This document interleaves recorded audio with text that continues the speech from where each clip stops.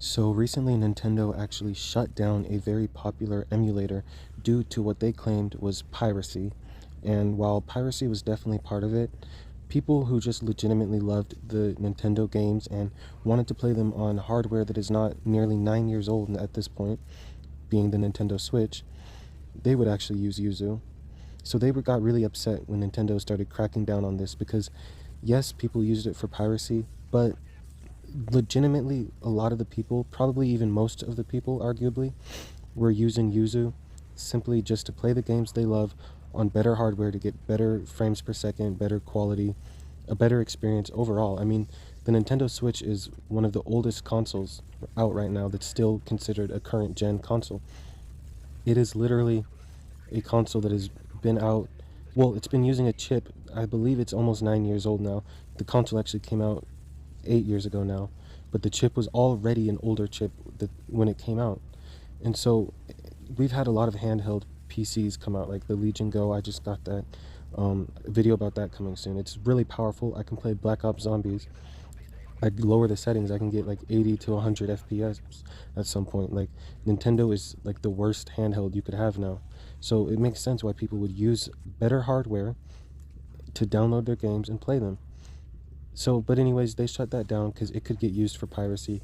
Yuzu would actually literally tell people basically kind of how to pirate the games, not intentionally for people to use it as piracy, but basically the way you're using it, even if you own the game, you, from what I understand, is you still have to basically go through the process of pirating it, even if you want to play the game you already own. It's not like you port the game that you already physically have the cartridge for onto this device using Yuzu or whatever. No, you basically just repirate it, but most people who were doing that were already owned a physical copy of the game. Anyways, now we have a competitor who has recently launched, and they are actually using the same code and stuff that Yuzu had because it was open source, I believe. So they just remade an emulator for it, and it is called Suyu. And Suyu is actually an emulator.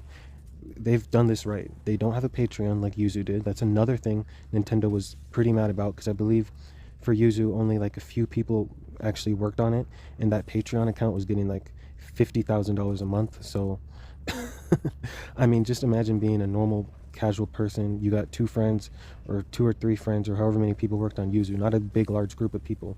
It was a small amount of people. It might have been just two people, I believe, working on this app, and you made this. You guys just know how to code. It probably wasn't really too difficult, and now you get $50,000 per month to split between y'all. I mean, that's crazy. So Nintendo cracked down on them for that. They do not have a Patreon. Suyu. They said they do not support piracy, unlike Yuzu, who went out of their way to basically kind of tell you how to pirate the games, basically.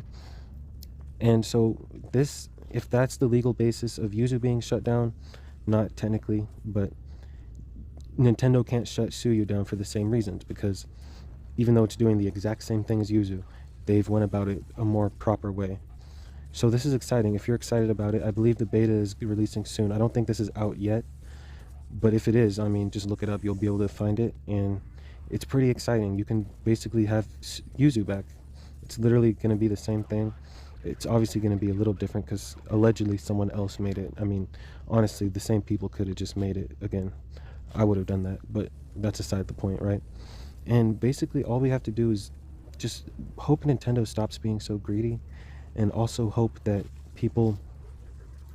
what people need to do is go and like we just need the Switch 2, basically, is what I'm trying to say. Like, we need the Switch 2. That thing needs to release. Allegedly, when it's docked, it's going to have, like, a little more power than the PS4 Pro. Honestly, that sounds exciting, but not really. I mean, we need to be able to get...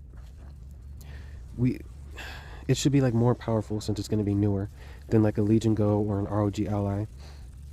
But I think when it docks, it should have an eGPU, and it should be able to be, like, a super good PC at that point, like better than the PS5 and stuff with that eGPU docked into it. You know what I mean?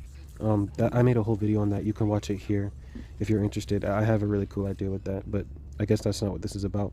I just want to give out the news, let y'all know. Comment what you think down below, and if I find the link for the beta, I'll put it in the description or the comments. Peace.